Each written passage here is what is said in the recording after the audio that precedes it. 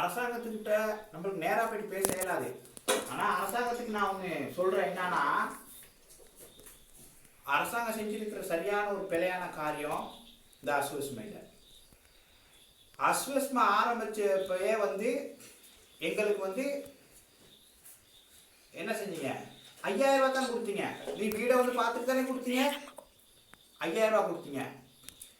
எங்கள் வீட்டில் 4 பேர், நான், மனைவி, பிள்ளைங்க 2. ஒருத்தருக்கு 4 வயசு, ஒருத்தருக்கு 11 வயசு. அப்போ ஒருத்தர் பெரிய ஸ்கூலில் படிக்கிறாரு, ஒருத்தர் மொண்டிசிரியில் படிக்கிறாரு. 2 பேர் வேலைன்னு சொல்கிறதுக்கு நான் பேருக்கு தான். ஒருத்தருக்கு எவ்வளோ தெரியுமா நேரம் கிடைச்சி? 15000 ரூபா சம்பளம் தான் கிடைச்சி. இப்போ மொண்டிசிரியில் இப்போ எவ்வளோ கிடைக்குதுன்னா 25000 ரூபா கிடைக்குது. எனக்கு வெறும் 1000 ரூபா சம்பளத்துக்கு செக்யூரிட்டி வேலை செஞ்சேன் கட்டண நகர சபையில். அப்போ அந்த 1000 ரூபாய்க்கு போராடி, இன்னும் கொஞ்சம் சம்பளம் தேவைன்னு போராடி, அந்த அங்கே உள்ள சேர்மன் இருக்கிறாரு, அவர், அந்த மந்திரிமார்கள், எதிர்கட்சி மந்திரிமார்கள் எல்லாமே சேர்ந்து பேசி எங்களுக்கு இன்னொரு 300 ரூபா கூட வாங்கி கொடுத்தாங்க, ரன்னர் ஆஃப் செக்யூரிட்டி சர்வீஸ். அப்போ அங்கே செக்யூரிட்டி சர்வீஸை பொறுத்தவரை, மலையத்தை பொறுத்தவரையில் சும்மா எனக்கு நினைச்ச நேரம் அவங்களுக்கு ஆள் தேவைன்னா எடுப்பாங்க, ஆள் தேவைன்னா டக்குன்னு விளக்குவாங்க. 6 மாதம் தான் ஒரு செக்யூரிட்டி சர்வீஸில் ஒரு மனுஷன் வேலை செய்ய முடியும். அதுக்கு மேலே வேலை செய்ய முடியாது. எப்படியாவது தள்ளி விட்டு அவங்களுக்கு யாராவது கூட்டாளி மாறுங்கன்னா வர வேலைக்கு வரேன்னா அவங்கள தள்ளி விட்டு உங்களை எடுப்பாங்க. அதான் அவங்கள நடக்கிறது. அப்போ எங்களுக்கு இப்போ நான் 1 மாசமா வேலை தேடிக்கிட்டு இருக்கேன். வேலையை விட்டு விளக்கிட்டாங்க. 1 மாசமா வேலை தேடிக்கிட்டு இது வரைக்கும் வேலை கிடைக்கல. தேதி எத்தனை இன்னைக்கு? 16 2026 16 7ஆம் மாதம். இது வரைக்கும் வேலை கிடைக்கல.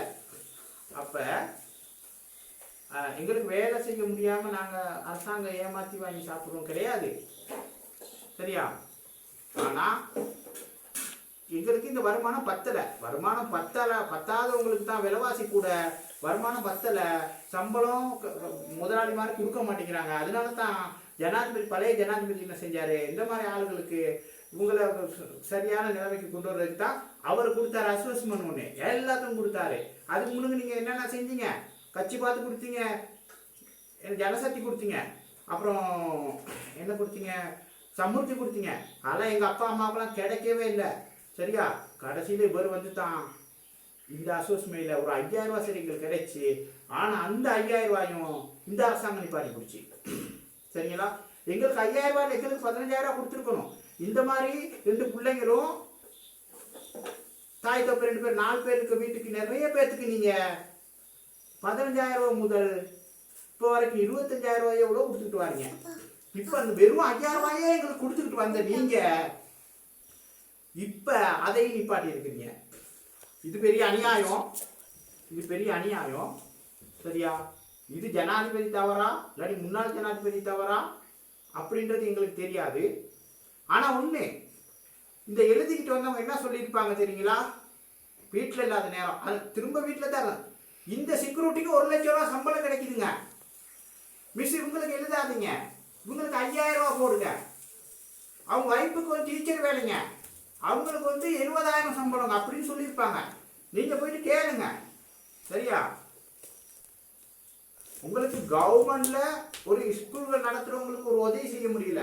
அவங்க எப்படி சரி, அவங்க சரி இந்த சம்பளத்தை உலகாம எங்களுக்கு கொடுத்து உதவி செஞ்சிருக்கிறாங்க. அவங்க நிறைய உதவி செஞ்சிருக்கிறாங்க அந்த பிரைவேட் ஸ்கூல்ல, அந்த மொண்டிசேரியில, சரிங்களா? டீச்சர்மாருக்கு அவங்க உதவி செய்கிறாங்க.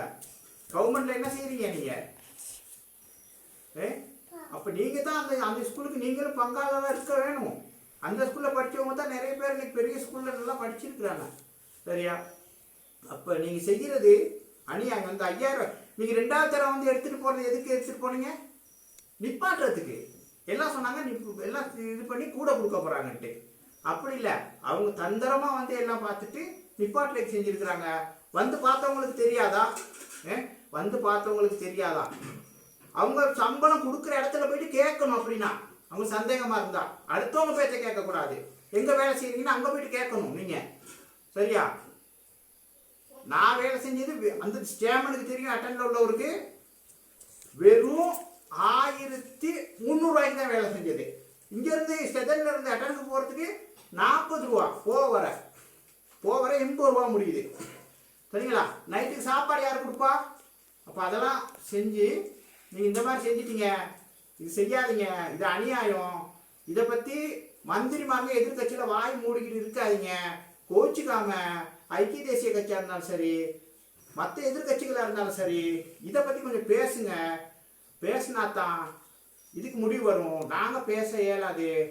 இப்போ அடுத்த மாதத்துக்கு சாமான் எடுக்கிறது கொஞ்சம் இக்கட்டான சூழ்நிலையில் தான் நாங்கள் இருக்கோம். அரசாங்கத்தோட மோசமான நிலைமையில் நாங்கள் இருக்கோம். அப்போ இது ரொம்ப கஷ்டமான வேலை. லோனு கேட்டாலும் இப்போ ஒரு புது கதை ஒன்று வந்துருக்குது. லோன் வந்து இப்போ நான் ஃபோன்கள்லேயே பார்த்தேன். லோன் கொடுக்குறாங்களாம். இதை நிப்பாட்டி லோன் கொடுக்குறாங்களாம். அந்த லோனில் வந்து 1 வருஷத்துக்கு இல்லையாம், வட்டி இல்லையாம். அப்போ ஒரு தொழில் ஆரம்பிக்கலாமா அந்த லோனை வாங்கி சம்மூர்த்தியில். அப்போ அட்டன் சம்மூர்த்தியில் சம்மந்தப்பட்ட ஒரு ஆளுகிட்ட, ஒரு தலைவிக்கிட்ட நான் கேட்டேன். அது இந்த எஸ்டேட்டில் உள்ள அந்த குழுவில் ஒரு தலைவி அவங்க நியமிச்சிருப்பாங்க சம்மூர்த்தியில். அந்த குழுவில் தலைவி என்ன சொல்கிறாங்கன்னா, உங்களுக்குள்ள யாருக்குமே இங்கே கொடுக்க மாட்டாங்க. ஏற்கனவே லோன் வாங்கினவங்க வந்து கட்டாதனால அந்த புது சிஸ்டத்தில் லோன் கொடுக்க மாட்டாங்க, பழைய சிஸ்டத்தில் தான் கொடுப்பாங்கன்னு சொல்லி. அப்போ புது சிஸ்டத்தில் அரசாங்கத்துக்கு கட்டுப்படாத ஒரு என்னமோ பெரிய அரசாங்கம் அப்புறம்னா கொஞ்சம் ஏற்றுக்காரன்னு அவங்க பயப்படுவாங்க அப்படின்னா அவர் போட்ட சட்டத்தை அவங்க மீறி தானே அப்படி நடக்கிறாங்கன்னு தானே அர்த்தம். சரிங்களா? அப்போ அந்த அப்படி ஒரு கேள்விப்பட்டிருக்கிறேன். அது உண்மையாக பொய்யான்னு சரியாக நம்மளுக்கு தெரியாது. நான் போய் சமூகத்தில் அட்டனில் கேட்டுட்டு நேரடியாக கேட்டுட்டு அடுத்த பதிவு ஒன்று போட்டாலும் போடுவேன். சரிங்களா? மாடு ஒன்று பிடிக்கிறதுக்கு லோன் கேட்டால் எந்த பேங்க்லையும் கொடுக்க மாட்டேங்கிறாங்க. மக்கள் வங்கி பேங்க்ல என்ன சொல்கிறாங்கன்னா, அவங்க சொல்கிறாங்க, நாங்கள் நிறைய சம்பளம் எடுக்கிறவங்களுக்கு தான் லோன் கொடுப்போம், உங்கள் மாதிரி 1300 ரூபா சம்பளத்துக்குலாம் லோன் கொடுக்க முடியாது. நான் சொன்னேன் மாடு பிடிக்கிறதுக்கு லோன் வேணும்ட்டு. மாடு பிடிக்கிற லோன்லாம் கொடுக்க முடியாது, பெரிய பெரிய ஆளுகளுக்கு தான் லோன் கொடுப்போம், வேலை செய்கிறவங்களுக்கு தான் லோன் கொடுப்போன்னு. வேலை செஞ்சு 70,000 80,000 சம்பளம் எடுக்கிறவங்களுக்கு என்னத்துக்கு ஏன் லோனு? வேலை ஒன்று ஆரம்பிக்கிறதுக்கு குறைஞ்ச சம்பளத்தில் வேலை செய்கிற எங்களுக்கு ஒரு லோன் கொடுக்க முடியாதா? அப்படி சொல்கிறீங்களே நீங்கள். மக்கள் வங்கி இது அரசாங்க வங்கி தானே, அதில் தானே எங்களுக்கு சம்பளம்லாம் போட்டு வருது. அப்போ நீங்கள் அப்படியே அநியாயம் செய்கிறீங்க.